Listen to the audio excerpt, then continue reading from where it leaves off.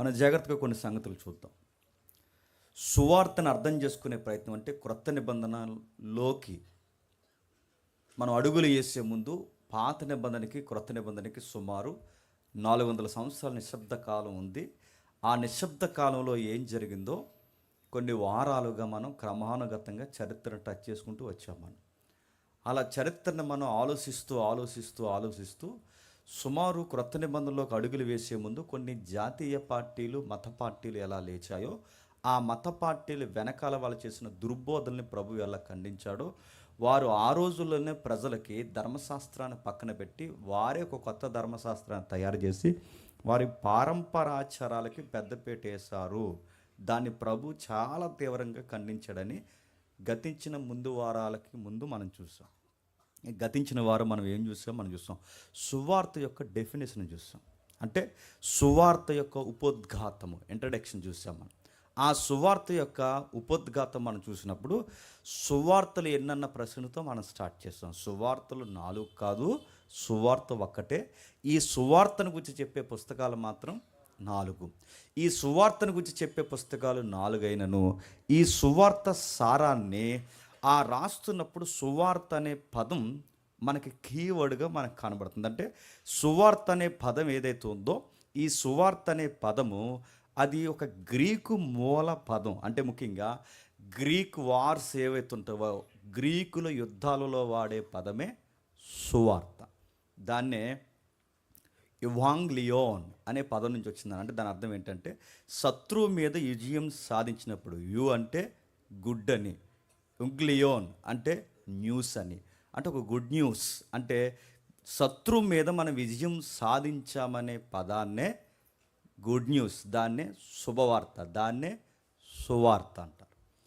ఈ సువార్త అనే పదం గ్రీకుల యొక్క సంస్కృతిలో యుద్ధ నైపుణ్యంలో వాడుతున్న ఈ పదాన్ని ఎందుకు బైబిల్ రచయితలు ఉట్టంకించారు, లేదా బైబిల్ వ్యాఖ్యానకర్తలు సువార్త అనే పదాన్ని ఎందుకు వాడారంటే, మనము కూడా విజయాన్ని సాధించాం. దేని మీద?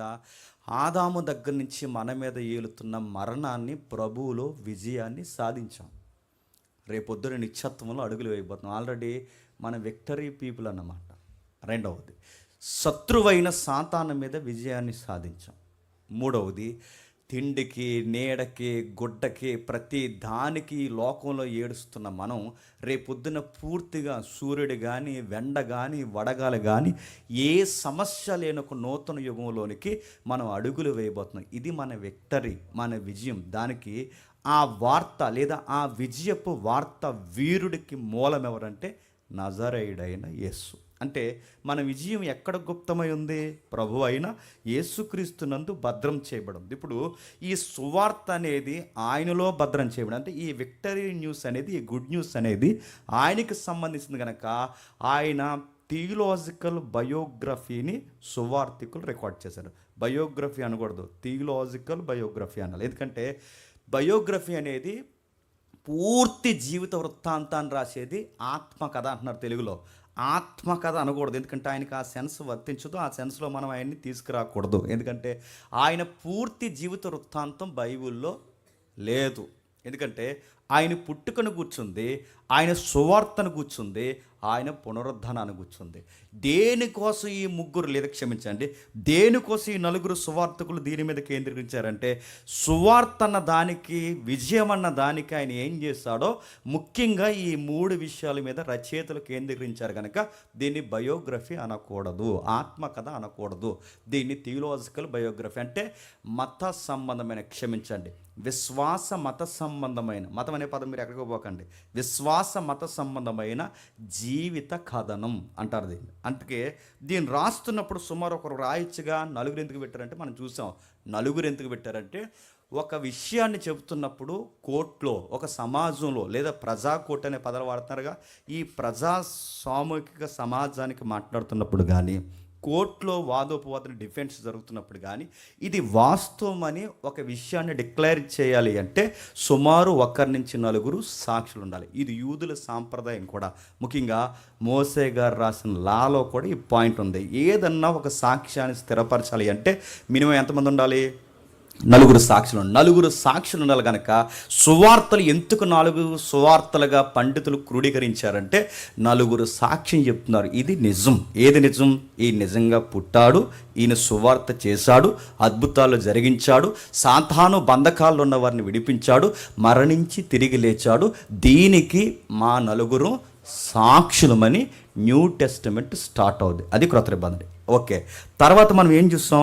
ఈ సువార్తను గురించి మనం మాట్లాడుతూ ఈ సువార్తలో ఇంక్లూడ్ అయిన ఈ పుస్తకాలని, బైబిల్ గ్రంథాన్ని మనం చదువుకోవాలి. దీన్ని చదువుకోకపోతే ఏమవుతుందని మనం చూస్తాం, మన బ్రతుకు పరమార్థం మనకు సరిగ్గా తెలియదు. ప్రపంచంలో చాలా పుస్తకాలు ఉన్నాయి, కానీ ఏ పుస్తకం కూడా నీ బతుకుని బాగు చేయదు. నువ్వు యుద్ధాల పుస్తకం చదివంటే రేపు కత్తి వేసుకుని తయారైపోతావు. నువ్వు ఏ మత గ్రంథం ఏ మత గ్రంథాన్ని నువ్వు చదివితే అందులో ఉన్న దేవుడు ఎలా బిహేవ్ చేశాడో నువ్వు కూడా అలాగే బిహేవ్ చేస్తావు. అందుకే చూడండి, కొన్ని మత గ్రంథాలు చదువుతుంటే మనకి ఎంత విడ్డూరంగా ఉంటాయంటే, దేవుడే వచ్చి పూజారి గారి భార్యని తీసుకెళ్ళిపోయాడు నదికి వెళ్ళినప్పుడు, ఎవడన్నా అడక్కండి. ఇలాంటివన్నీ చదివితే నీ క్రైమ్ స్టోరీలు చేస్తున్నప్పుడు అవి నీకు ఎలా ఉంటుంది? రైట్ అనిపిస్తుంది. అందుకే కొన్ని గ్రంథాలు ఎలా ఉంటాయంటే నిన్ను పాడు చేస్తాయి, నిన్ను కలంకం చేస్తాయి, నిన్ను కల్ట్ మ్యాన్గా నిన్ను తయారు చేస్తాయి. అందుకే ప్రపంచంలో ఉన్న ఏ గ్రంథం, ఇంకా చాలా గ్రంథాలు, పొయిటిక్ బుక్ చాలా ఉన్నాయి, ఏ పద్య భాగాలు మీరు చదవండి, నువ్వు పద్యాలు చెప్పే కవి అవుతావేమో కానీ నీ బతుకు మాత్రం రోతగానే ఉంటుంది. నువ్వు ఏ పుస్తకం అనేది, ఒక సైన్స్ బుక్ చదువు, సైన్స్లో నీకు ఏదైతే యూనివర్సల్ లా ఉందో ఆ లా తెలుసుకుంటావేమో కానీ అసలు నీ యొక్క ఆరిజిన్ ఏంటో నీకు సరిగ్గా తెలియదు. అందుకే ప్రపంచంలో ఏ పుస్తకం చదివినా మనిషికి మారు మనసు వస్తుందో లేదో నాకు తెలియదు, కానీ ప్రపంచంలో ఒకే ఒక్క పుస్తకం చదివితే మనిషి ఖచ్చితంగా మారతాడు. ఆ పుస్తకం పేరే బైబిల్. ఆ బైబిల్ సువార్తలతో ప్రారంభమైంది. ఇలా ఆగాం. ఈ ఆగిన సువార్తను గురించి మనం మాట్లాడుకుంటే ఇప్పుడు మత్తయి సువార్త 1వ అధ్యాయం ఒకసారి చదవండి. 1వ అధ్యాయం 1వ వచనం నుండి చదువుదాం. అబ్రహాము కుమారుడగు దావీదు కుమారుడైన యేసుక్రీస్తు వారి యొక్క వంశావళి. హెడ్లైన్ ఏముంది? ఆ బుక్కి పేరేముంది? అది ఏముంది? మత్తయి సువార్త అడుగుతున్నాను. ఇది మత్తయి సువార్త అని అన్నాడు. అసలు ఇంతకీ మత్తయి అంటే ఏంటి? మత్తయి అంటే ఎవరు? అసలు ఈ మత్తయి అంటే ఏంటో తెలియకపోతే ఆ వ్యక్తి ఎందుకు ఈ సువార్త రాశాడో మనకి ఆ బ్రైట్నెస్ మనకి కనిపించదు. బాగా వినాలి. మీరు వినేదాన్ని బట్టే బోధించే విధానం ఉంటుంది. నేను చాలాసార్లు చెప్పిన మాట మళ్ళీ చెప్తున్నాను, జ్ఞానము చెప్పేవాడిని బట్టి ఉండదు, వినేవాడిని బట్టి ఉంటుంది. నేను పిహెచ్డి లెవెల్ సబ్జెక్ట్ నేను చెప్పిన వినేవాడు మొత్తం విన్నాక నాకు అర్థం అవ్వలేదంటే ఇంకా అంతే సంగతులు. ఇంకా అందుకే చెప్పేవాడిని బట్టి ఉండదు, వినేవాడిని బట్టి. మీరు ఎంత ఆసక్తిగా వింటే చెప్పండి, సబ్జెక్ట్ అంతా మనకి ఎలిబరేట్ అవుతుంది. అందుకే కొంచెం జాగ్రత్తగా వినండి. మన సూత్రం మర్చిపోకండి, అర్థమైపోయినా అది అని చెప్తున్నారు. అర్థమైనట్టే చూడండి. సరే వెళ్దాం, జాగ్రత్త చూద్దాం. అసలు ఏంటి మత్తయి అంటే? మత్తయి అనగానే ది గిఫ్ట్ ఆఫ్ జెహోవా అంటారంటే యెహోవా దానము అని అర్థం. అంటే ఎబ్రీ భాషలో మత్తయి అనగానే యెహోవా దానం, ది గిఫ్ట్ ఆఫ్ జెహోవా అంటారంటే ఈయన యెహోవా దానం. ఆయన పేరు యెహోవా గిఫ్ట్ అంట. ఎవరి పేరు? మత్తయి అనగానే దేవుని బహుమానము, యెహోవా బహుమానము.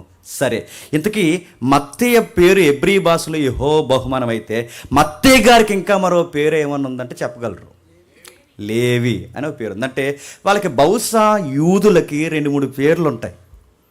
అందుకే కేఫా అన్న పేతురే, పేతురు అన్న, బాగా వినండి, సీమోన్ అన్న పేతురే, కేఫా అన్న పేతురే, పేతురు అన్న పేతురే. సుమారు 2-3 పేర్లు ఉంటాయి. సౌలు, పౌలు. చెప్పండి, ఇంకా నాకు గుర్తురాట్లేదు, చెప్పండి. దిదిమాల నాన్నగారు అనుకుంటా, అది వాళ్ళది ఏదో ఉంటుంది అడ్రస్. నెక్స్ట్ రకరకాల పేర్లు ఉంటాయి. మీరు చూడండి, వీళ్ళకి 2-3 పేర్లు ఉంటాయి. ప్రభు అయిన యేసుక్రీస్తు వారు చూడండి, యేసు క్రీస్తు.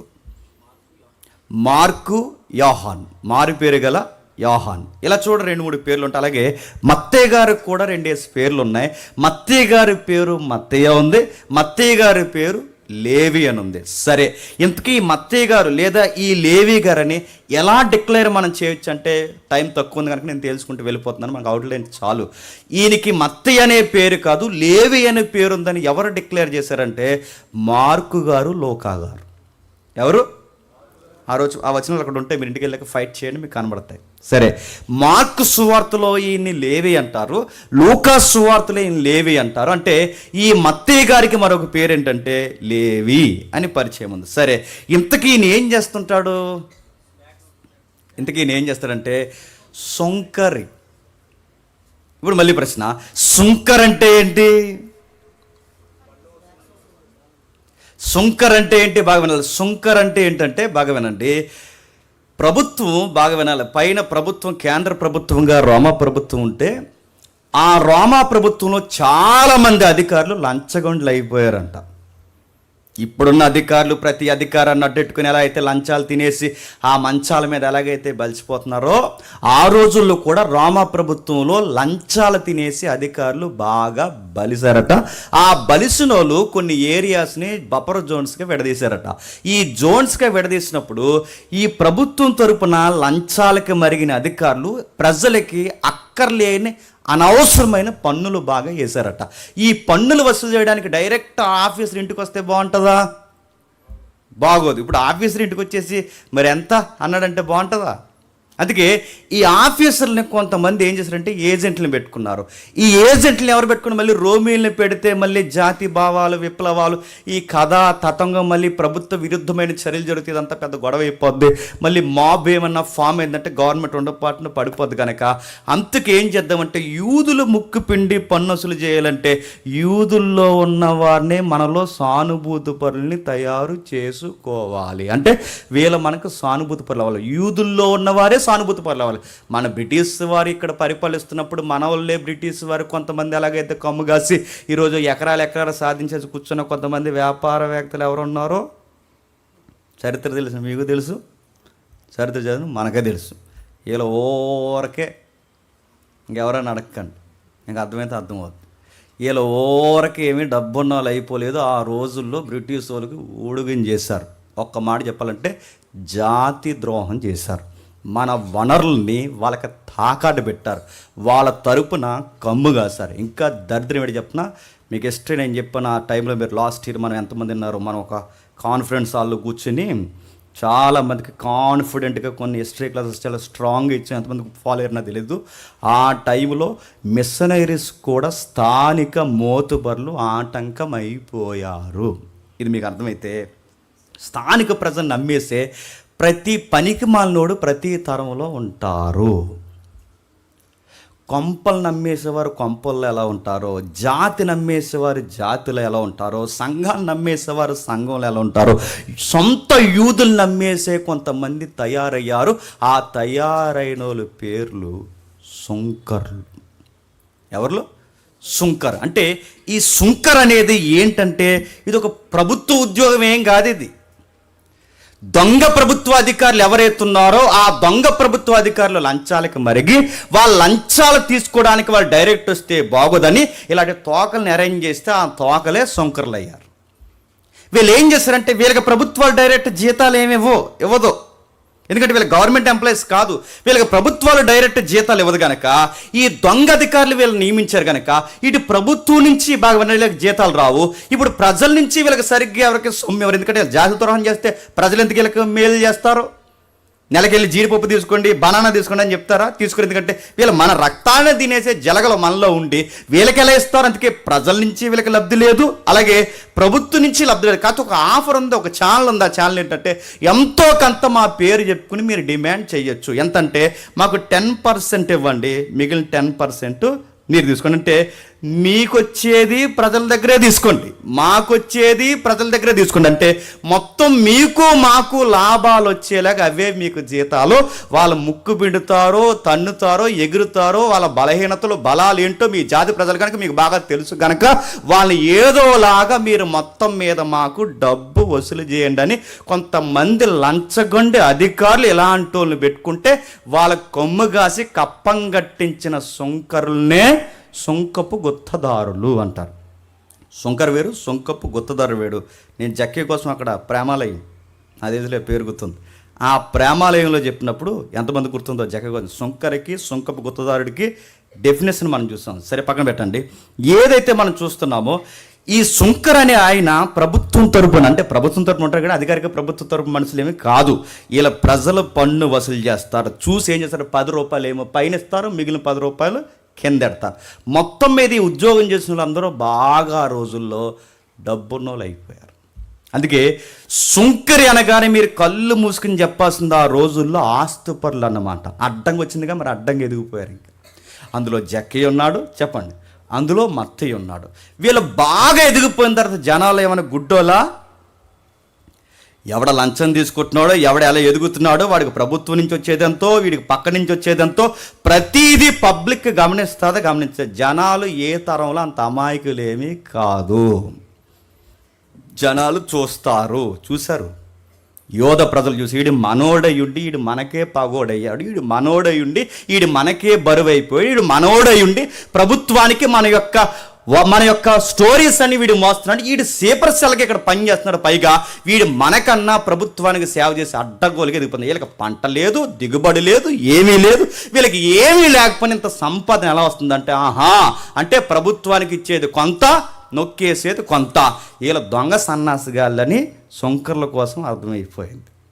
ఈ మధ్య చాలామంది నాకు సలహా ఇస్తున్నారు, ఆత్మాల సన్నాసులు అనకండి అని. సన్నాసి అంటే సన్యాసికి ఆపోజిట్ అని.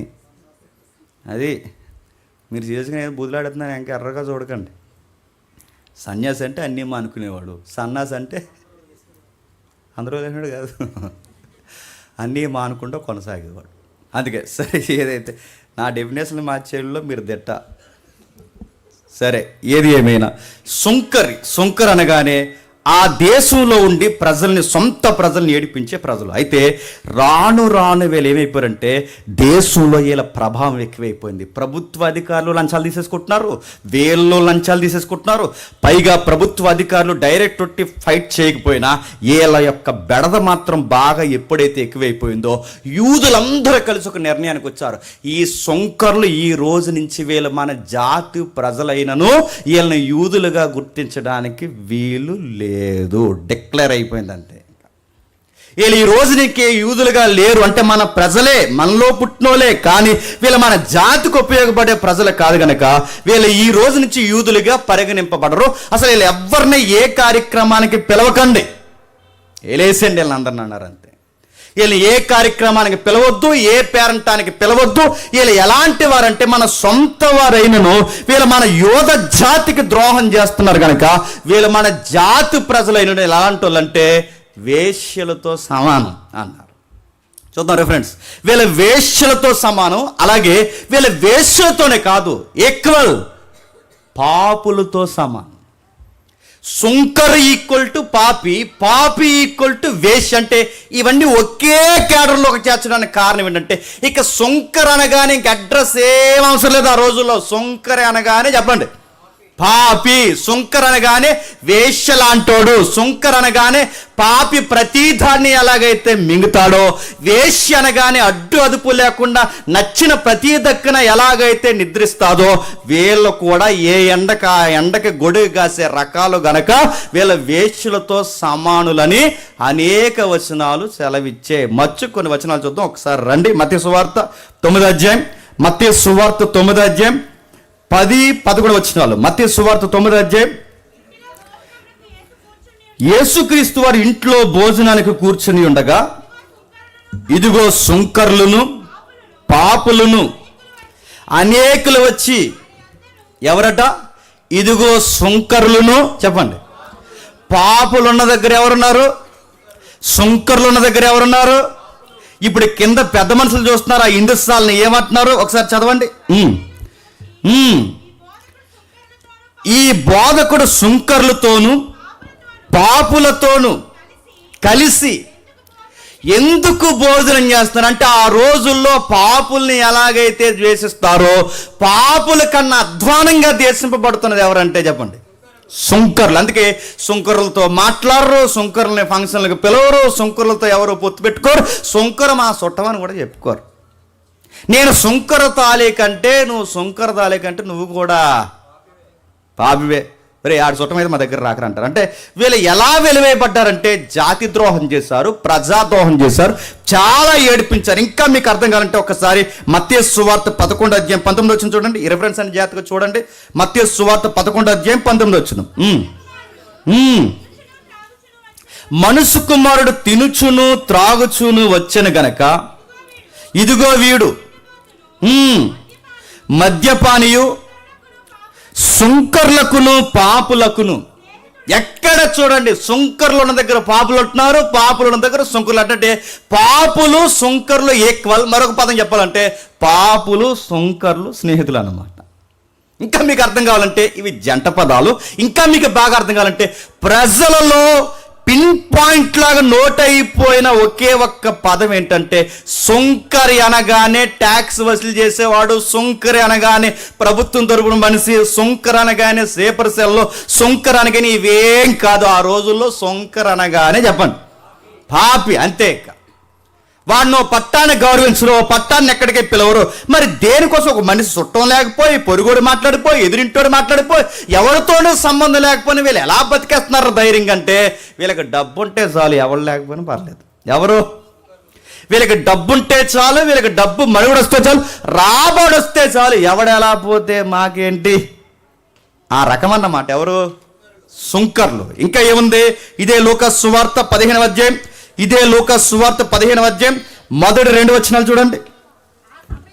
ఆ సమయమున యెరూషలేములో నుండి శాస్త్రులను పరిసయ్యులను యేసుక్రీస్తు వారి వద్దకు వచ్చి, నీ శిష్యులు చేతులు కడుక్కోకుండా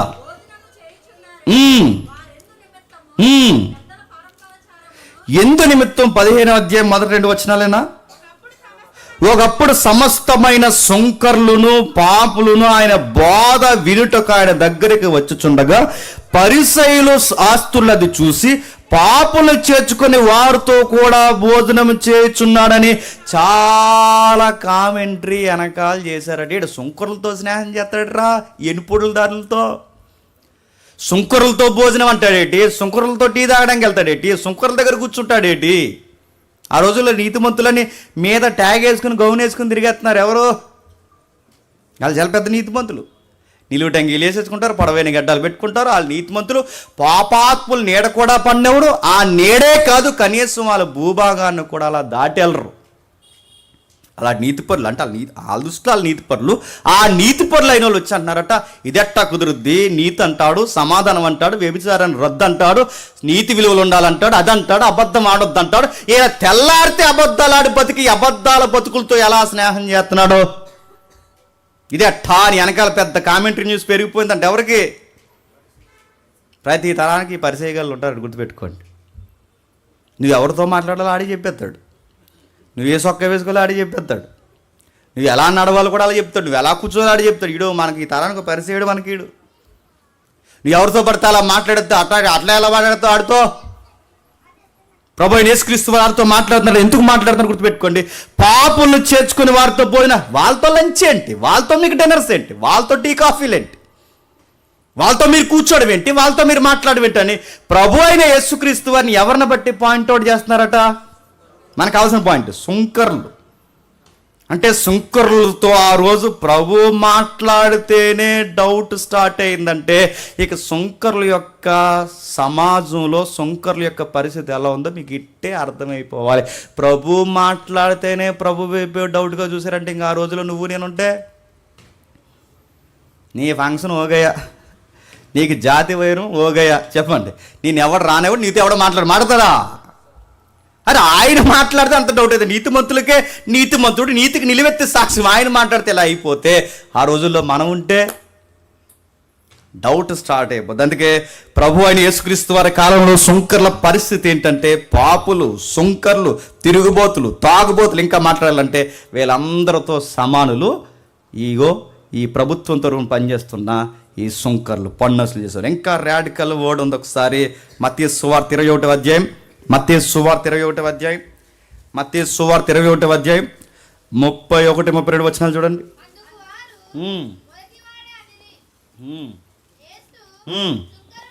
సుంకర్లును వేశ్యలను వీరికంటే ముందుగా దేవుని రాజ్యములో ప్రవేశించుదురని. ఇప్పుడు చెప్పండి, పరలోకానికి ఎవరు వెళ్ళరంట? పరలోకానికి ఎవరు వెళ్ళరంట? జాతకం వినండి. పరలోకానికి ఎవరు వెళ్ళరంట?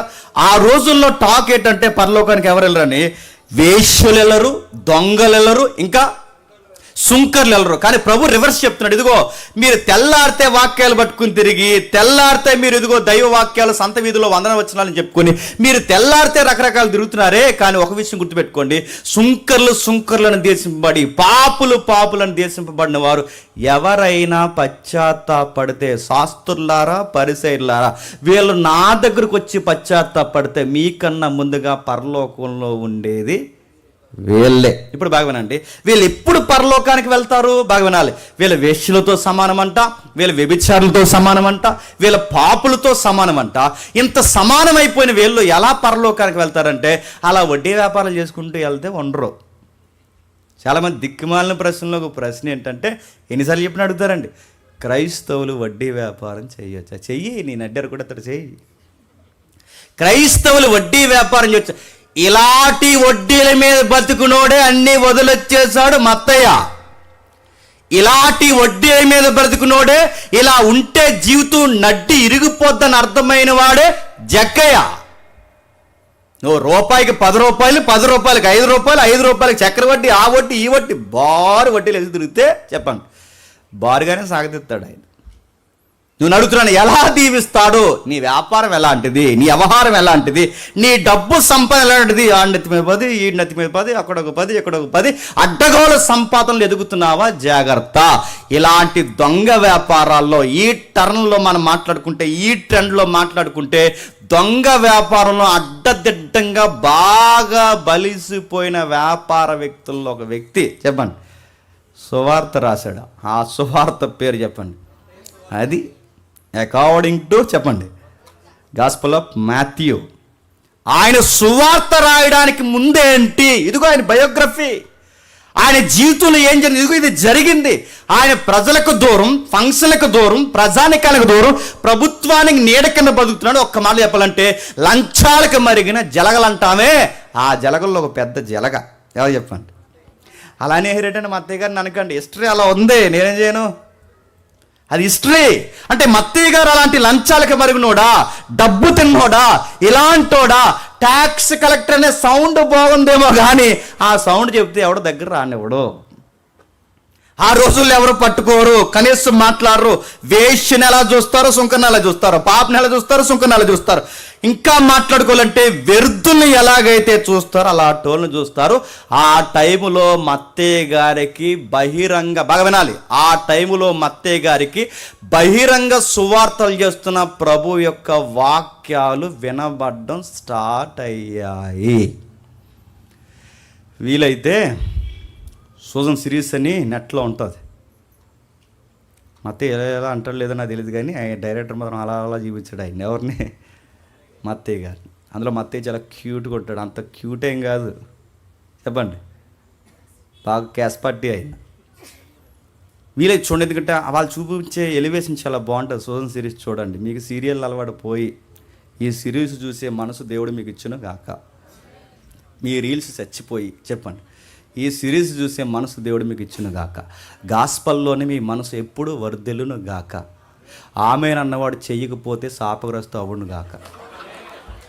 ఇప్పుడు అనండి, అనరు. చూడండి సరే. ఏదేమైనా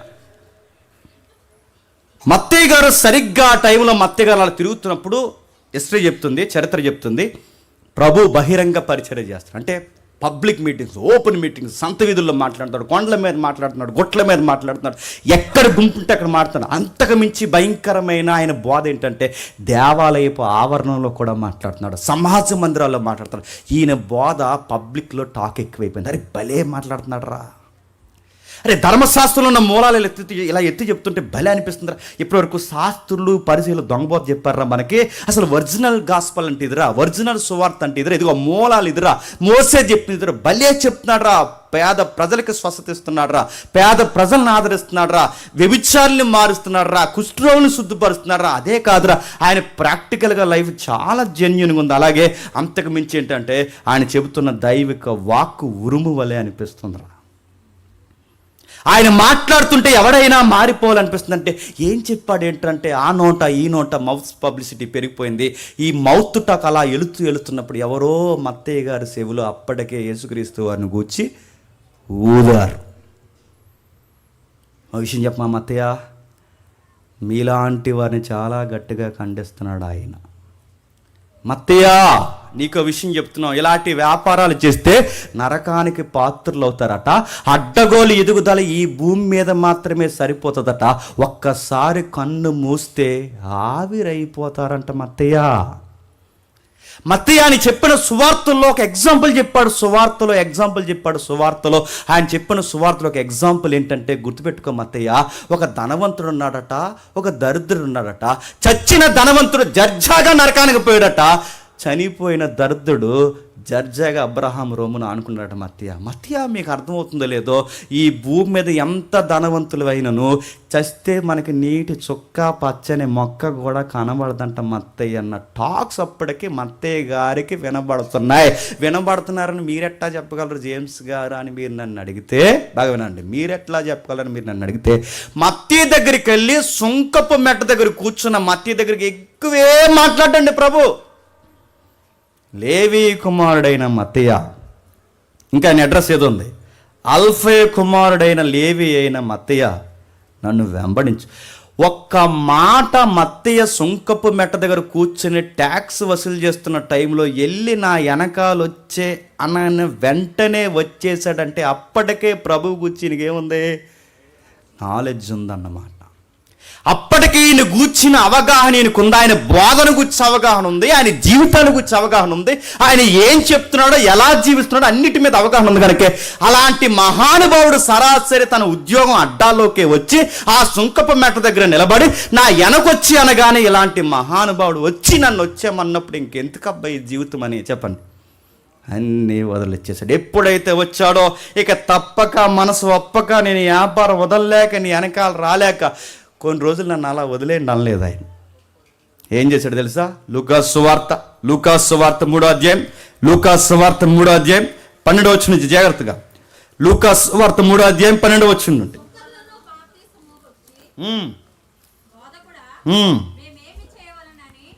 లూకాసు సువార్త 3వ అధ్యాయం 12వ వచనం నుండా, సుంకర్లును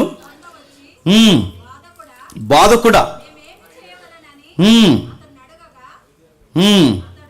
క్షమించండి 5వ అధ్యాయం 27వ వచనం నుండి, క్షమించండి 5వ అధ్యాయం 27వ వచనం నుండి.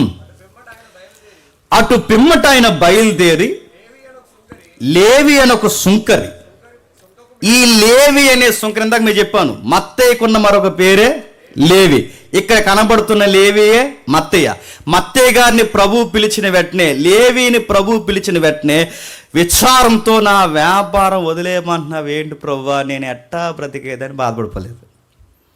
మనం కొన్ని దేవుడి దగ్గరకు వచ్చిన తర్వాత, ప్రభు దగ్గరకు వచ్చిన తర్వాత ఇవి మానేరా అంటే మన మొహం ఎలా ఉంటుందండి? మానేలా అంటాం మనం. ఈ వ్యాపారం చేయకూడదంటారా, నీకు బ్రాందీ షాపులో ఎవడిచ్చాడరా గుమస్తా ఉద్యోగం, మానేరంటే మానేలంటావా అంట. నడుతున్నాను చాలా దొంగ వ్యాపారాలు చేస్తున్నప్పుడు ప్రభు నేరుగా నీ ముఖం మీద వేలిపెట్టి ఈ వ్యాపారాలు చేయకూడదురా అంటే నువ్వు ఎలా అంటావు అంటే, మరి ఆల్టర్నేటివ్ ఏమీ లేదు. కొన్ని రోజులు ఏముండదు అయ్యా, నువ్వు వదిలేయమంటే చెప్పండి వదిలేయడమే, వచ్చేయమంటే వచ్చేయడమే. ఆయన డైరెక్ట్గా మత్తయ్య దగ్గరకు వచ్చినాడు, నీ దగ్గరికి వచ్చి నీ షాప్ ముందు నిలబడి ఒక ఆర్టిస్ట్ డ్రింక్ తర్వాత మాడుకుందాం అండో, ఏదో స్పీకర్ ద్వారా మాట్లాడతాడు, ఏదో ఒక బోధకుడు ద్వారా మాట్లాడతాడు, ఏ రీల్ ద్వారా మాట్లాడతాడు, ఏదో ఒక వాక్యం నీకు ఫట్టం తగులుద్ది. ఆ తగులినప్పుడే నిన్ను పిలుస్తున్నాడు, మానే అన్న చెప్పొద్దు అన్నాడు. కానీ ఆయన పేరు నేను చెప్పట్లేదు, వీలైతే నేను సెమినార్ తీసుకొచ్చే ప్రయత్నం చేస్తాను. ఇది సినిమా యాక్టర్, కర్ణాటక యాక్టర్. ఆయన నెల్లూరు కర్ణాటక, కొన్ని సినిమాలు వాడు ప్రమోషన్స్ వచ్చి సాగిపోయి అందులో కొంతమంది పెద్ద పెద్ద హీరోయిన్లు ఉన్నారు. రీసెంట్గా నన్ను సువార్త పిలిచారు. ఆయన జీవితం ఎప్పుడైనా సాక్ష్యం చెప్పించాలి, ఎందుకంటే ఆయన సువార్తకి ఎంత ప్రాముఖ్యం. అంటే కొన్ని డాక్టరేట్ ప్రాబ్లమ్స్ ఉన్నాయి, కానీ వాళ్ళ ప్రభువు నమ్ముకున్న తర్వాత సినిమా ఇండస్ట్రీని వదిలేశాడు. మంచి హీరో అవుతుడు, అప్పటికే సినిమాలు ఉన్నాయి కర్ణాటకలో. హీరో సర్కిల్ ఎవరు, ఇప్పుడు ప్రజెంట్ ఫేమ్ నేమ్ ఉన్న యాక్టర్లు ఎవరు, అందరూ ఫ్రెండ్ సర్కిల్ ఉంది, అన్నీ వదిలేశాడు. చివరికి ఏదైతే కొన్ని వ్యాపారాలు ఉన్నాయో వ్యాపారాలన్నీ పక్కన పెట్టాడు. మరి ఎలా బతుకుతావు, నువ్వు చాలా పేద కుటుంబం నుంచి వచ్చి ఇప్పుడు అన్ని ఫేమ్ నేమ్ వచ్చినప్పుడు ఎలా వదిలేస్తున్నావంటే అన్నీ వదిలేసిన ఆయన దేవుణ్ణి నమ్ముకున్నాడు. బుర్జ్ ఖలీఫా పక్కన పెద్ద బిజినెస్ పెట్టాడు, దాని పేరు చెప్పొద్దు అన్నాడు, చెప్పను, ఆయన వచ్చినప్పుడు చెప్తాడు. బుర్జ్ ఖలీఫా, దుబాయ్లో బుర్జ్ ఖలీఫా ఈరోజు ఎవరైతే షేక్స్ ఎవరైతే ఉన్నారో వాళ్ళకి డైరెక్ట్ టైప్ ఉంది. వాళ్ళది ఒక బ్రాండ్ ఉంది, ప్రత్యేకమైన బ్రాండ్ ఉంది, వాళ్ళది ఏదో ఆర్కిటెక్చర్ బిజినెస్ ఉంది, 1-2 కాదు.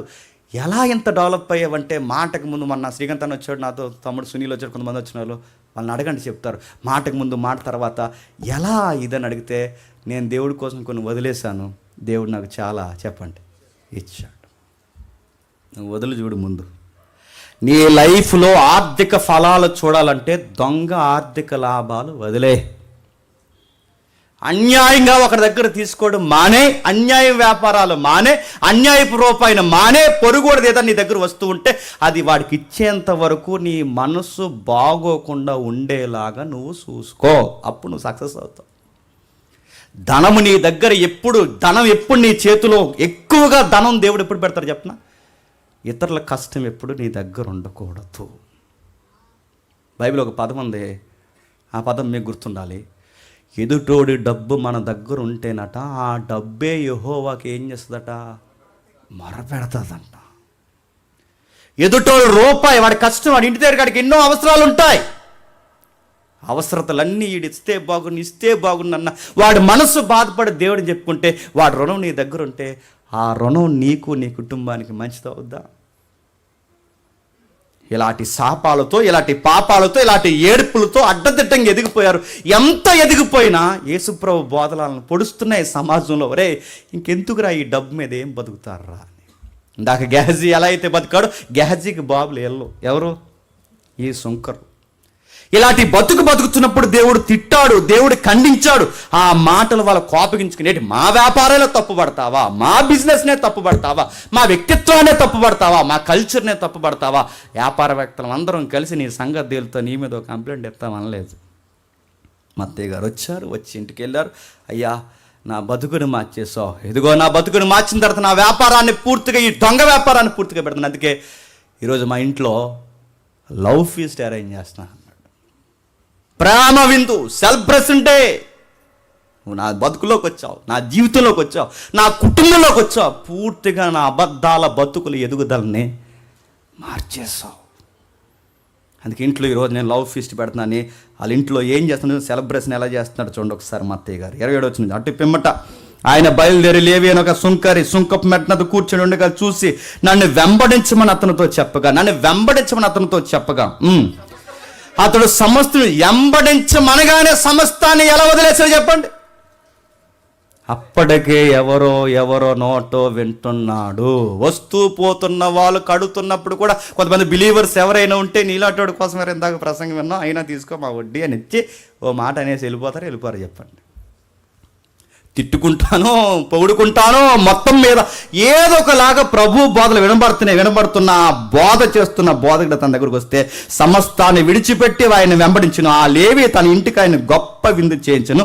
సుంకర్లను, ఇతరులను, అనేకులు వారితో కూడా. ఆయన ఫ్రెండ్స్ అందరూ సుంకర్లేనంట.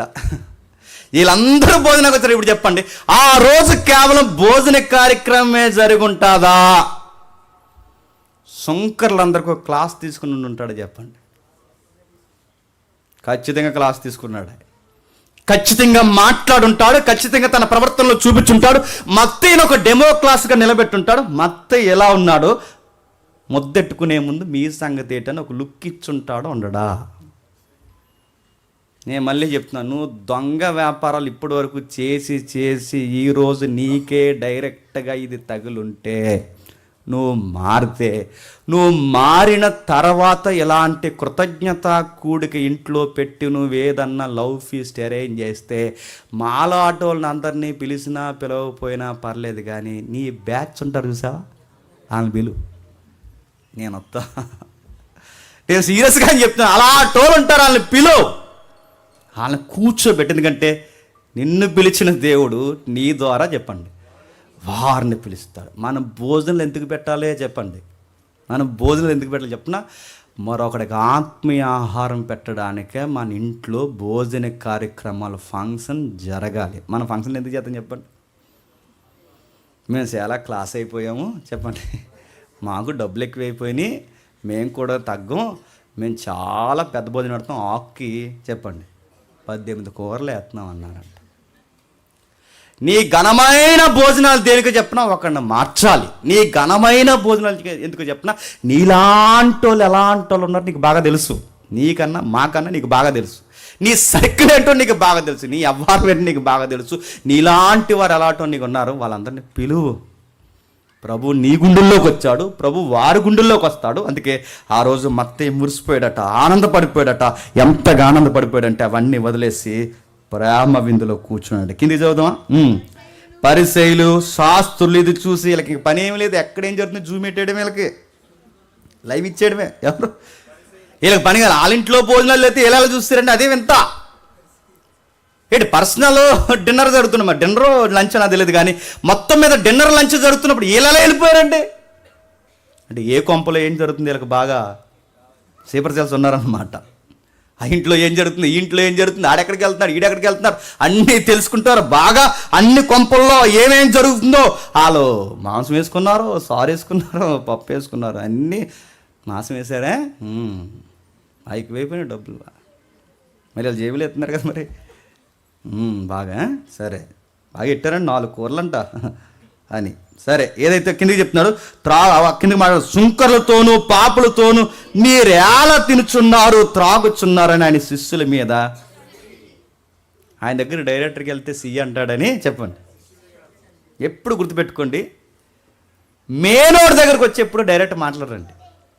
ఆ వెనకాల తిరుగుతారు, వెళ్ళరా వెళ్ళిపోతే వెనకాల అంటే ఎవరైనా కూర్చుంటారా, అలాంటి లంచ్కి వెళ్తారు. ఆయనకి ఎలా చెప్పలేవు, నువ్వు సోప్ వేస్తున్నారంటే ఎవరికి, ఎందుకో చాలామంది అవుతున్నారు. మరి ఎందుకో సమస్తము దేవుడే ఎరుగును గాక. సరే ఆ వెనకాల ఉన్న వాళ్ళు డిస్టర్బ్ చేస్తారట. ఆయన దగ్గరికి వెళ్తే చీ అంటాడు, ఆయన దగ్గరికి వెళ్తే తూ అంటాడు, ఆయన దగ్గరికి వెళ్తే వాక్యపు కొరడ తీసి కొడతాడు. అందుకే వెనకాల ఉన్న వాళ్ళంతా డిస్టర్బ్ చేస్తున్నాడు, చాలా డిస్టర్బెన్స్ చేసి ఇదిగో ఆ శిష్యులు పొరపాటు చేసి, మరి వాళ్ళతో మీకు భోజనాలు ఏంట్రా, వాళ్ళతో మీరు కూర్చోడం ఏంట్రా, వాళ్ళతో మీరు తిరగడం ఏంట్రా అంటున్నాడు అంట. ప్రభు వాళ్ళతో ఎందుకు తిరుగుతున్నాడు చెప్పనా, వాళ్ళని మార్చడానికి తిరుగుతున్నాడు. ప్రభు వాళ్ళతో ఎందుకు కూర్చున్నాడు తెలుసా, వాళ్ళ మారారుగానే కూర్చున్నాడు. ప్రభు వాళ్ళతో ఇందు కార్యక్రమాలకు ఎందుకు వెళ్తున్నాడు చెప్పిన, రేపాలనే గొర్రెపిల్ల ఇందులో కూర్చోడానికి అర్హులుగా వారిని మారుస్తున్నాడు. ఆయన ఎందుకు తిరుగుతున్నాడు, ఆయన సుంకరవడానికి కాదు. ఆయన ఎందుకు తిరుగుతున్నాడు, ఆ లంచాల్లో సగం లంచం ఇస్తారని కాదు. ఆయన ఎందుకు తిరుగుతున్నాడు, వాళ్ళని మార్చడానికి. మీరు ఎవరినైతే ద్వేషించారో, మీరు ఎవరినైతే తప్పుడు వ్యక్తులు అన్నారో, మీరు ఎవరినైతే పనికిరాని వ్యక్తులు అన్నారో, మీరు ఎవరైతే వీళ్ళని దేశించి కనీసం వీళ్ళ ఫంక్షన్లకు వెళ్ళలేదో, ఆ పశ్చాత్తాపడుతున్న సుంకరులు చాలామంది ఉన్నారు. వాళ్ళు ఎవరికి చెప్పుకోలేరు, వాళ్ళతో బాతుకులు కూడా సరిగ్గా మాట్లాడరు, వాళ్ళు ఏ పాస్టర్ గారు కూడా వాళ్ళ దగ్గరికి రారు. వాళ్ళ మారు మనసు పొందుతున్న వాళ్ళ దగ్గరికి ఇదిగో నేను డైరెక్ట్గా వెళ్ళి వారిని పరలోక రాజ్యానికి ఆహ్వానిస్తున్నా.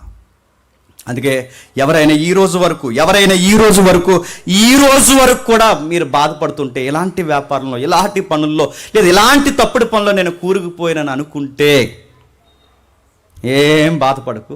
మత్తి ఎలాగైతే సరెండర్ అయిపోయాడో, మత్తి ఎలాగైతే హ్యాండ్స్ పైకెత్తి ప్రభువా నన్ను నేను సమస్తాన్ని వదిలి అప్పగించుకుంటున్నాను అనుకుంటావో, అలా నువ్వు అప్పగించుకుంటే ఈ రోజే నీ ఇంట్లోకే నీలోకే చెప్పండి భోజనం చేయడానికి వస్తాడు ఆయన. ఖచ్చితంగా వస్తాడు ఆయన, ఖచ్చితంగా పట్టుకుంటాడు ఆయన, ఖచ్చితంగా నీతో మాట్లాడతాడు ఆయన. మత్తిలా దేరా చూద్దాం ఏం జరుగుతుందో చూద్దాం. ఇంకా లూకా సువార్త. అందుకు యేసు లూకా సువార్త 3వ అధ్యాయం 12వ వచనం. లూకా సువార్త 3వ అధ్యాయం 12వ వచనం.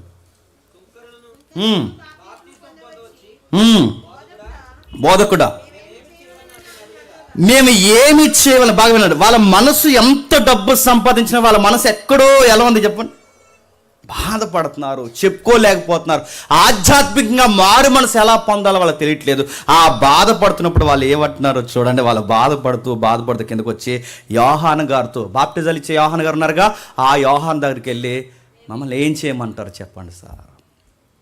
మా పితరుల దగ్గర నుంచి ఆర్థిక ఇబ్బందుల వల్ల మేము అలా అలవాటు అయిపోయాం, ఆ వ్యాపారంలో తెలియకుండా దిగిపోయాం, పోనీ తెలిసే దిగిపోయాం, ఇప్పుడు మాకు మారాలనిపిస్తుంది, మమ్మల్ని ఏం చేయమంటారంటే అప్పుడు యోహాను గారు అంటారు, మీ కష్టానికి తగిన ప్రతిఫలమే తీసుకోండి తప్ప ప్రజలు బాధపడేలా మీరు ₹1 తీసుకున్నా మీకు నియమింపబడింది కాకుండా అడ్డగోలు లాభాలు ఎతికారో దేవుని రాజ్యానికి దూరం అవుతారు సుమా అని చెప్పాడు. ఎవరైనా బిజినెస్ చేసే వాళ్ళు ఉంటే మీ అందరికీ చెప్తున్నాను, ఎవరైనా ఉద్యోగం చేసే వాళ్ళు ఎవరైనా ఉంటే మీరు చెప్తున్నారు. చాలామంది అడుగుతారు, మరి ఈ వ్యాపారం చేయొచ్చండి. చెయ్యి, దుర్వ్యాపారం కాకుండా మంచి వ్యాపారం మీద చెయ్యి. కానీ ఆ మంచి వ్యాపారాన్ని కూడా నీ కష్టానికి తగిన ప్రతిఫలమే తీసుకోవాలే తప్ప అధిక లాభడి కనుక నువ్వు ఎక్స్పెక్ట్ చేసావో ఎదుగుదల కన్నా చెప్పండి నీ పతన వ్యవస్థను నీకు నువ్వే గొయ్యి తవ్వుకుంటావు అనుకుంటున్నావు. నీ జీతాలు వస్తున్నప్పుడు జాగ్రత్త, నీ గవర్నమెంట్ తరఫున పనిచేస్తున్నప్పుడు జాగ్రత్త, నీ వ్యాపారంలో జాగ్రత్త, నీకు లాభాలు వస్తున్నప్పుడు జాగ్రత్త. ఎదుటోడికి ఒక 100 ఇచ్చిన తర్వాత మళ్ళీ అడుగుతున్నప్పుడు వారితో 100కి లేదు నేను 200 ఇచ్చాను అన్నప్పుడు జాగ్రత్త. మీ ధనం ఏంటో మీకు తెలుసు, మీ కష్టం ఏంటో మీకు తెలుసు, మీ లాభం ఏంటో మీకు తెలుసు. అన్యాయంగా మళ్ళీ చెప్తున్నానండి, ఎప్పుడు గుర్తుపెట్టుకోండి, మన డబ్బు ఎప్పుడు ఎదుటోడి దగ్గర ఉండిపోయినా పర్లేదు, కానీ ఎదుటోడిది ఎప్పుడు మన దగ్గర ఉండకూడదండి. ఈ సూత్రం ఎప్పుడు గుర్తుపెట్టుకోండి. మనం ఎప్పుడు ఇచ్చేలా ఉండాలి. మన డబ్బు వాడి దగ్గర ఉండిపోయినా పర్లేదు పోనే, కానీ వాడిది ₹1 పలానా రోజు జేమ్స్ దగ్గర నా డబ్బు ఉండిపోయిందని ఎప్పుడు అనకూడదు. నీ దగ్గర అనకూడదు, నా దగ్గర అనకూడదు. మన డబ్బు పోయినా పర్లేదు, కానీ వాళ్ళది ఎప్పుడు ఎవరి కష్టం మన దగ్గర ఉండకూడదు. ఎందుకంటే దేవుడు ఖచ్చితంగా ఇవి తూకాలేస్తాడు. అందుకే వాళ్ళు గిల్ట్ ఫీల్ అవుతున్నారు, అపరాధ భావానికి గురవుతున్నారు. మమ్మల్ని ఏం చేయమంటావు అంటే సరే చేసింది చేస్తారు, ఇక నుంచి చేయమని, కష్టానికన్నా ఎక్కువ ప్రతిఫలం ఆశించమని, ఈ దొంగ వ్యాపారాల్లో చేతులు ముంచమని బాప్టిజాలు తీసుకోండి రండి అన్నాడు. ఎవరు?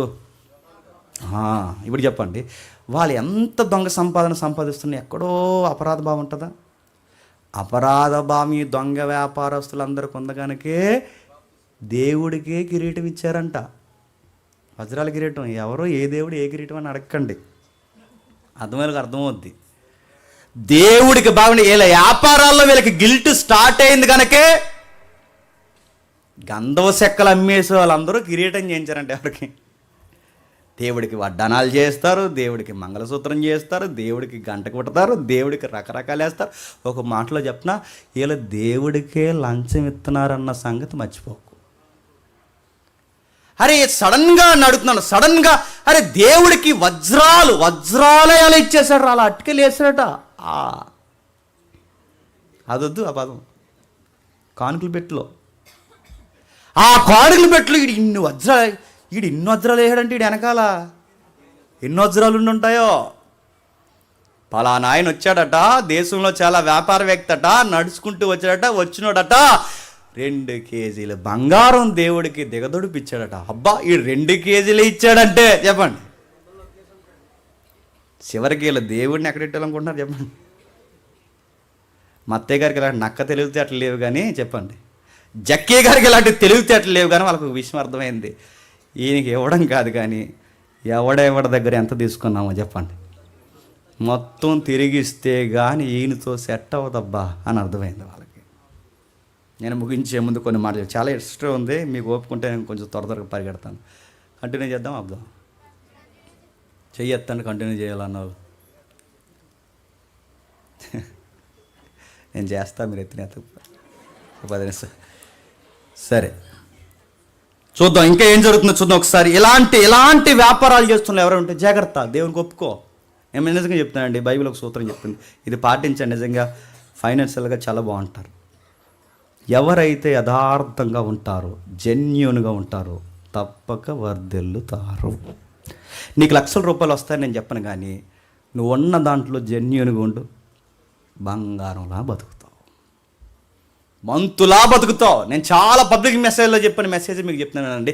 అన్నీ ఉండి తినలేని ఆల బతుకు బాగుందా?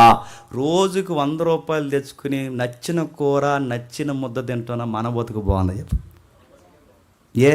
వాడి దగ్గర డబ్బు ఉంది, మన దగ్గర చెప్పండి దేవుడు ఉన్నాడు. వాడి దగ్గర డబ్బు ఉంది, మన దగ్గర దేవుడు ఉన్నాడు. వాడి డబ్బు వాడి కనీసం నచ్చిన ముద్ద తినలేడు. మనము డాక్టర్లు చెప్పారట, పెరుగులో చేప తినకూడదు, చేపలో పెరుగు. ఎండి చేపలు ఏపుకుని తినే ఏమైనా అయిందా? అది మన హెల్త్ స్కేల్. చికెన్ తింటే మటన్ తిన కూడా, మటన్ తింటే చికెన్ తిన, రెండు కలిసి తినేహాం. ఒకే కూర తినాలి, 4 కూరలు. ఎన్ని చిన్నప్పుడు నుంచి తినేస్తున్నాం, 4-5 కూరలు కలిపి. ఏమైనా అయిందా? ఇప్పుడు చెప్పండి. అన్నీ ఉండి హెల్త్ బాగాలేని ఆడు బాగున్నాడా? చెప్పండి. రాళ్ళు తిన్న అరిగిపోతున్న మందు బాగుంది. అదే బ్లెస్సింగ్ అంటే. బ్లెస్సింగ్స్ అంటే అవే, గుర్తుపెట్టుకోండి. జెన్యూన్గా ఉండు.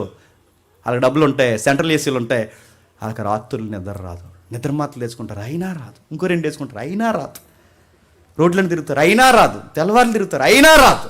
మనకే స్నానం చేయండి, స్నానం తర్వాత ముందెట్టు తింటాం, చేయగలుగుతాం, స్నానం చేస్తాం, లెక్కలో లేవు, లేదా మానేస్తాం, అక్కడే పడుకుంటాం అని అడుగుతున్నాను. స్నానం చేయకుండా తర్వాత అవసరం అయితే డబ్బుండి ట్యాబ్లెట్స్ వేసుకున్నాడు, నిద్ర రాదు నడుతున్నాను. మా డబ్బులు లేవు, ఏమీ లేవు, ముద్ద తిన్నాం చెప్పండి, కంచం తెత్తాం, లేదా అక్కడ పక్కకి గంట చాలా పడుకుంటున్నాడు అడుగుతున్నా. దేవుడిచ్చిన దీవుని ఒక దీవుని చెప్పిన కంటి నిండా నిద్రపోవడం కూడా చెప్పండి. బ్లెస్సింగ్స్ అవి. తిన్న జరగడం బ్లెస్సింగ్స్ అవి. నీ పిల్ల పాపలతో ఆనందంగా ఉండడం దేవుడిచ్చిన దీవెనది. నీ కుటుంబంలో ఆరోగ్యంగా తిరగడం దీవెనది. నడుతున్నాను. రిలయన్స్ వాళ్ళకి ఆరోగ్యం ఉందా? అంబానీలకు ఆరోగ్యం ఉందా? ఎవరైతే బీజేపీ పెద్ద పెద్ద నాయకులు ఉన్నారు ఇప్పుడు దేశానికి కొనేసి వాళ్ళకి ఉందా? వీళ్ళందరూ ఫంక్షన్కి వెళ్ళారు, మీరు వీడియో బయటకు వచ్చింది, మీరు చూసారు లేదో. ఈ ఫంక్షన్కి వెళ్ళిన వాళ్ళందరూ ఇలా కూర్చున్నారు, పెద్ద మనుషులు అందరూ కూర్చున్నారండి. ఇలా కూర్చుంటే ఆడు స్వీట్ వేస్తా అన్నాడు, ఆడు వద్దా అన్నాడు, ఈడు వద్దా, ఈడు వద్దా అన్నాడు, ఆడొద్దా అన్నాడు. హాట్ వేస్తా, ఆడు వద్దా, ఈడు వద్దా, ఆడు బిర్యానీ ఆడొద్దా. మరి ఏం తింటారా? ఫంక్షన్ ఎందుకు వచ్చారు? మీరు స్వీట్ తినరు, ఆడు తినరు, బిర్యానీ తినరు, పులిహార తినరు, ఏమేమి తినరు. మాకు హలో అడుగుతాం, కడిగి పడేస్తాం, ఆకుని తినేస్తాం, అరిగిపోతాయి. నడుతున్నా అన్నీ ఉండి తినలేని ఆ బతుకులు బాగున్నాయా? చెప్పండి. తినలేని ఆ బతుకులు బాగున్నాయా? ఏది తినేసిన అరిగిపోయి. ఎందుకు చెప్పినా, పేదరికాన్ని దేవుడిచ్చిన వరం అయితే, మధ్యతరగతి జీవితం దేవుడిచ్చిన వరం అయితే, ఆరోగ్యము, ఆయుస్సు, కంటి నిండా నిద్ర, సంపాదించిన రూపాయలు తృప్తి, దీని అంతటినీ దేవుడు ఏమన్నాడు చెప్పిన? బ్లెస్సింగ్స్ అన్నాడు. దీవెన. అది నిజంగానే రోజు ఎక్సర్సైజ్ చేసి పరిగెట్టి అది చేసి అందరూ కరోనాలు వచ్చినాయండి. ఆ డ్యూటీయే కరోనా డ్యూటీ.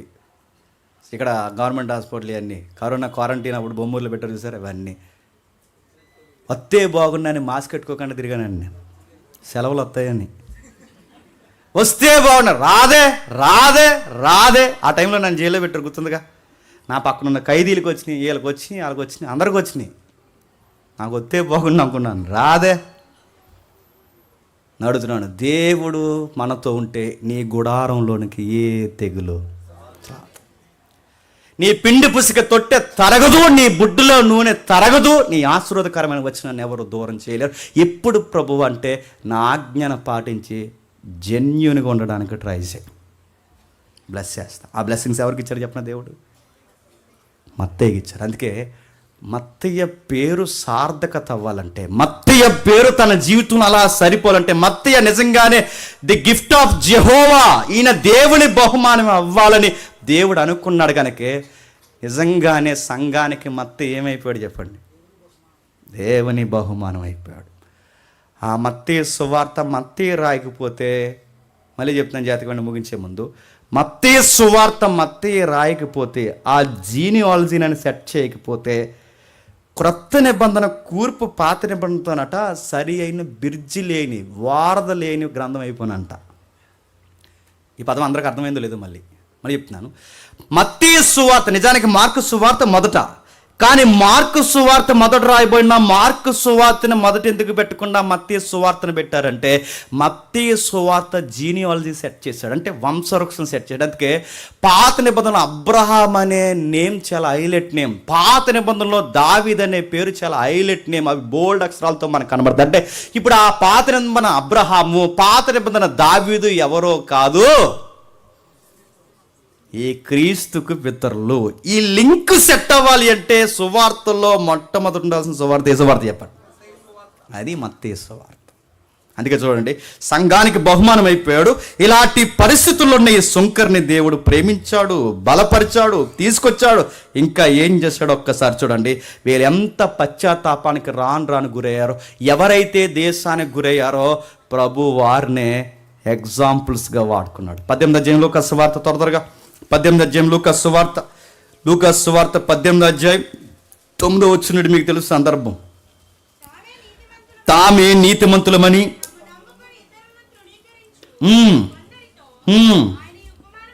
ఆయన ఉపమానము చెప్పాను.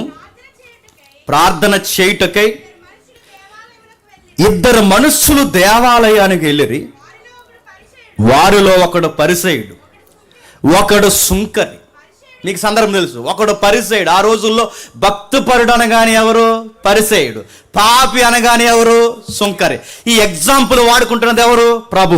ఈ ఎగ్జాంపుల్లో ప్రభు హైలైట్ చేసింది ఎవరిని? సుంకర్ని. సుంకర్ని ఎందుకు హైలైట్ చేశాడు? రోజు ప్రార్థన చేసేవాడి ఫీలింగ్ ఏంటి చెప్పనా? నేను చాలా భక్తిపరుడిని.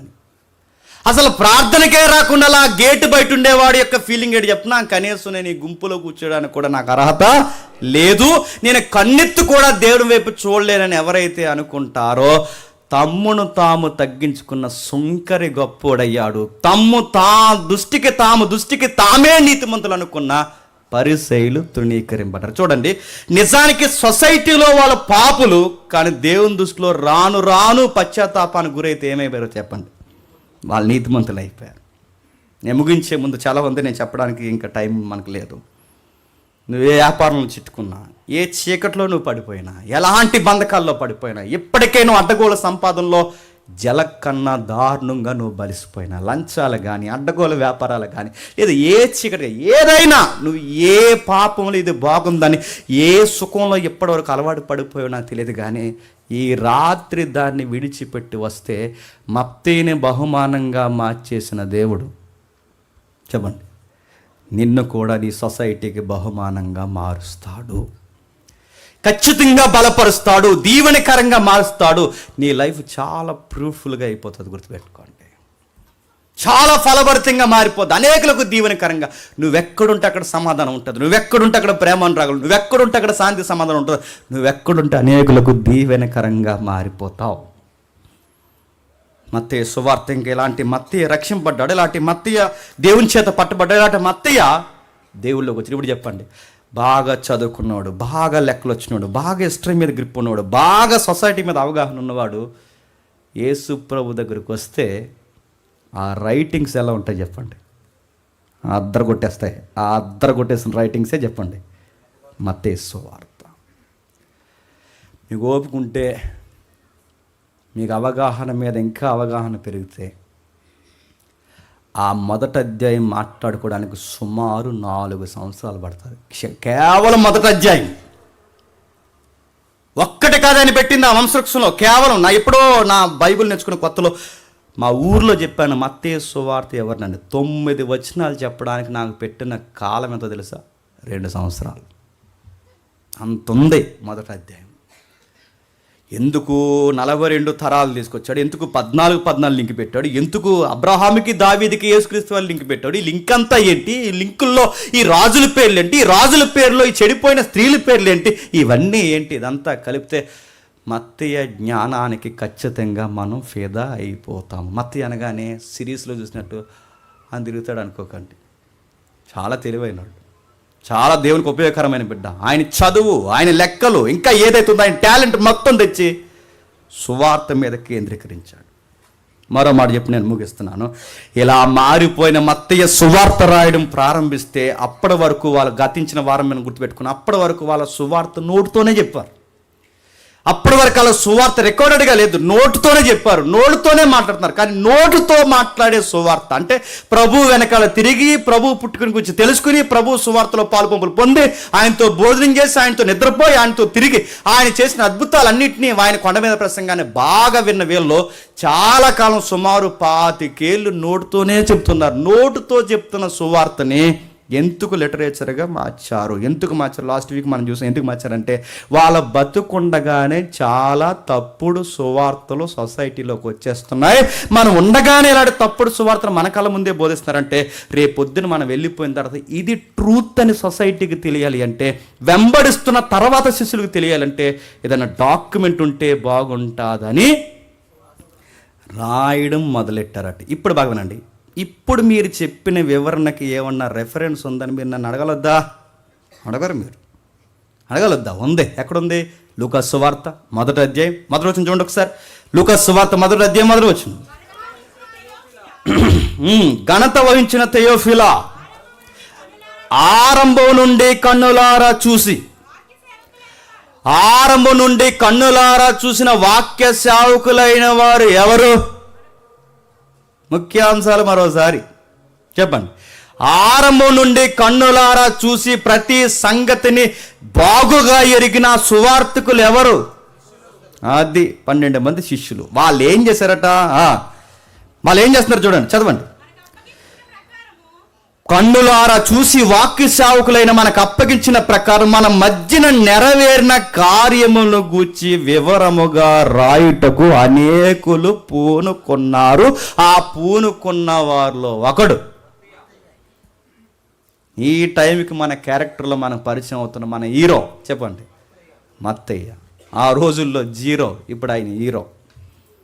అనేకులు పూడుకున్నారు అంటే ఈ సంగతులు రాయాలి, ఈ సంగతులు మనం ఇలా నెగ్లెక్ట్గా వదిలేయకూడదు, ఈ సంగతుల విషయంలో అనేకులకు బోధపడాలి తర్వాత తరాలకు. ఇదిగో ఇదే ఇక ఎవడు యేసు ప్రభు యొక్క జీవిత వృత్తాంతం చెప్పినా తప్పుడు వృత్తాంతాలు చెప్పకూడదు. ఎందుకంటే కొంతమంది ఏమన్నారంటే మెస్సయ్య పుట్టలేదు, అలా వచ్చి అలా వెళ్ళిపోయాడు. ఇదే నాస్టిజం అంటారు. వీలైతే నెక్స్ట్ వీక్ మనం చూద్దాం. నాస్టిజం కొన్ని నిజాలు వచ్చేసిన ఆ రోజుల్లో. అంటే వాళ్ళు బతుకుండగానే యేసుప్రభుని గురించి తప్పుగా ప్రకటిస్తున్నారు. యేసుప్రభు అంటే కన్య గర్భాన్ని ఏం పుట్టలేదు, అలా పుట్టాడు అనుకున్నా అలా పుట్టలేదు అన్నారు. నజరేయుడైన యేసు యేసే, క్రీస్తు క్రీస్తే, ఇంకా మన క్రీస్తు రావాల్సి ఉందే, క్రీస్తు రాడు, క్రీస్తు ఎప్పుడు అదృశ్యుడే. ఇక్కడ దొంగ సువార్తలు ప్రారంభమైపోయాయి. మరలా క్రీస్తు అంటే ఎవరు అనుకుంటున్నారు? క్రీస్తు అంటే ఎవరో తెలుసా? దేవదూతలు ఉన్నాయి, కోటాను దేవదూతలు. అందులో మిఖాయేల్ ఉంది, గాబ్రియల్ ఉంది. ఆ దేవదూతల్లో మళ్ళీ ఒక ముఖ్యమైన దేవదూతే క్రీస్తు. ఆయన కూడా దూతనకు తప్పుడు సువార్త వచ్చింది. ఆ సువార్తని ఖండించిన పత్రికే కొలస్సీ పత్రిక. అర్థమవుతుందో లేదో సూత్రం మర్చిపోకండి. అర్థమైపోయినా అర్థమైనట్టే. సరే, ఏదైతే రాస్తారో వాళ్ళు రాయడం పూనుకున్నారట.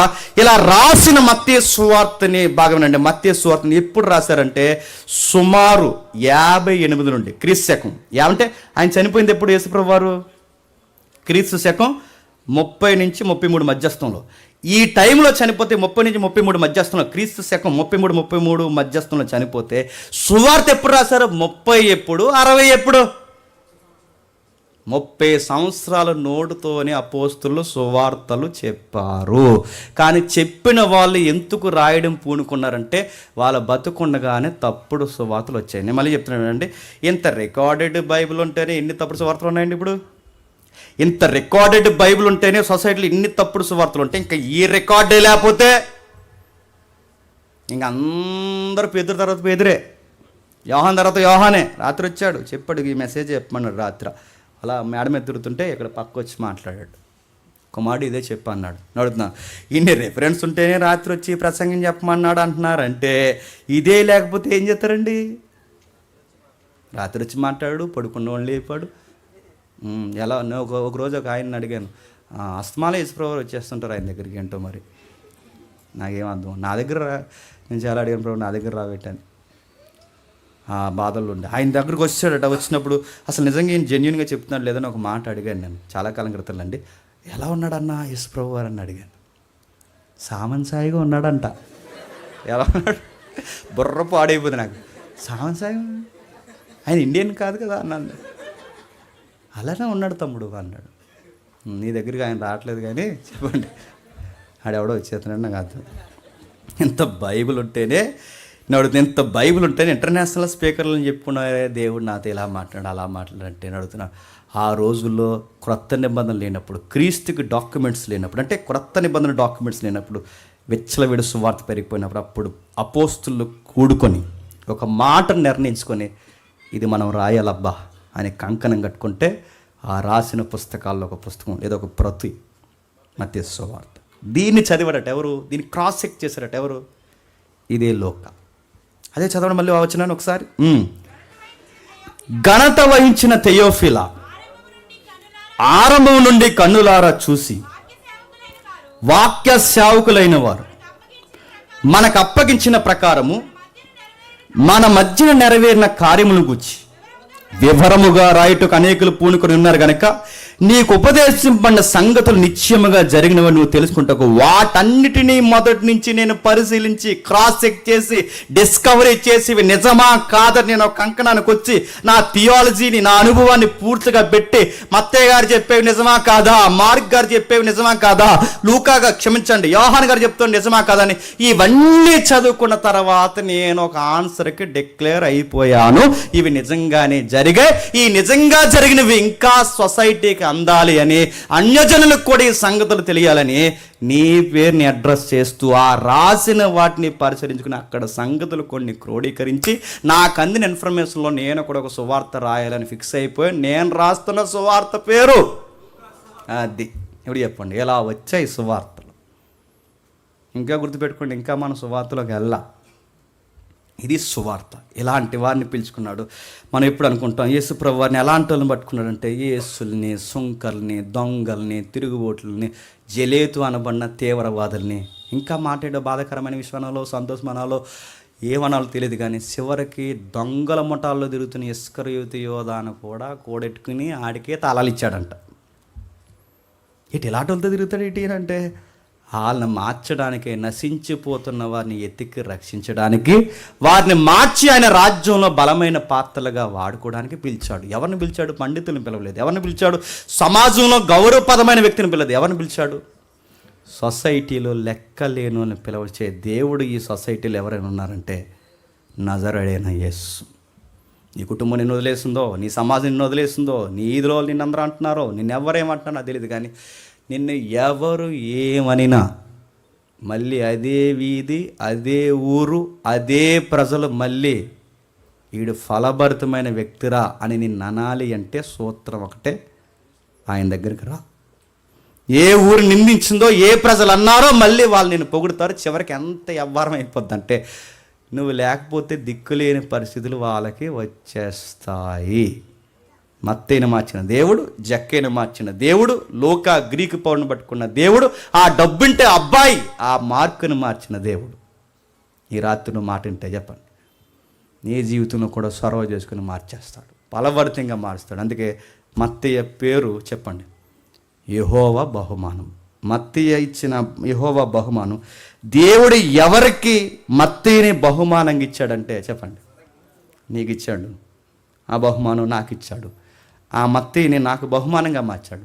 ఆ మత్తయ్య లేకపోతే నిజంగా ఆ బహుమానం నాకు దొరకకపోతే జీసస్ ఇంత బ్రైట్గా నాకు అర్థం కాలేదు. అందుకే ప్రభు నాకు బాగా అర్థం కావడానికి నాకు దొరికిన ఒకే ఒక ఫ్రూట్ చెప్పండి, న్యూ టెస్ట్మెంట్ ఎంట్రన్స్లో దొరికింది ఏం ఫ్రూట్ చెప్పండి?